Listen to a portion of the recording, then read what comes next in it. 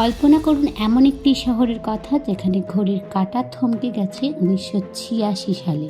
School আছে কিন্তু ছাত্র নেই, পার্ক আছে কিন্তু শিশুদের কোলাহল নেই, আর সারি সারি দালান আছে কিন্তু সেখানে কোনো প্রাণের স্পন্দন নেই।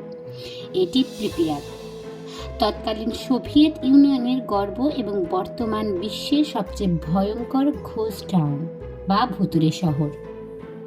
আজকের ভিডিওতে আমরা জানব কিভাবে একটি সমৃদ্ধ শহর মাত্র 36 ঘন্টার মধ্যে জনশূন্য হয়ে গেল।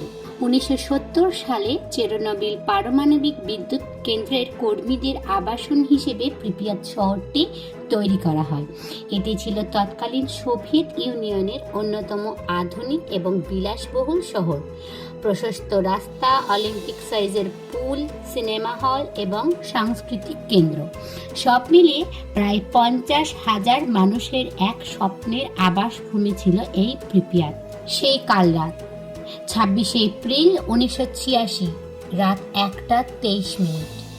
চেরনোবিল পারমাণবিক কেন্দ্রের 4 নম্বর রিঅ্যাক্টরে ভয়াবহ বিস্ফোরণ ঘটে। প্রিপিয়াতের মানুষ তখনও গভীর ঘুমে আচ্ছন্ন। তারা জানতও না যে তাদের জানলার ঠিক বাইরে অদৃশ্য ঘাতক রেডিয়েশন বা তেজস্ক্রিয়তা ছড়িয়ে পড়েছে। বিস্ফোরণের প্রায় 36 ঘন্টার পর মাইকিং করা হয়, মানুষকে বলা হয় মাত্র 3 দিনের জন্য প্রয়োজনীয় জিনিস নিয়ে ঘর ছাড়তে। বলা হয়েছিল তারা খুব শীঘ্রই ফিরে আসবে, কিন্তু সেই ফেরা আর কখনোই হয়নি। মানুষ তাদের পোষা প্রাণী, শখের জিনিসপত্র সব সেখানেই রেখে যায়। মাত্র কয়েক ঘন্টার মধ্যেই চিরতরে স্তব্ধ হয়ে যায় একটি শহর।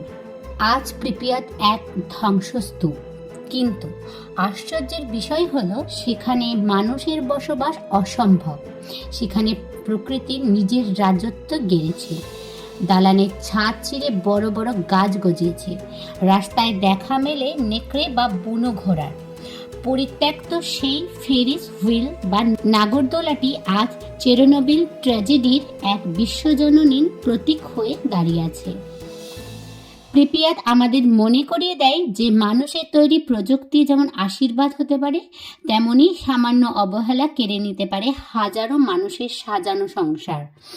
এই শহরটি কি কোনোদিন আবার মানুষের পদচারণায় মুখরিত হবে?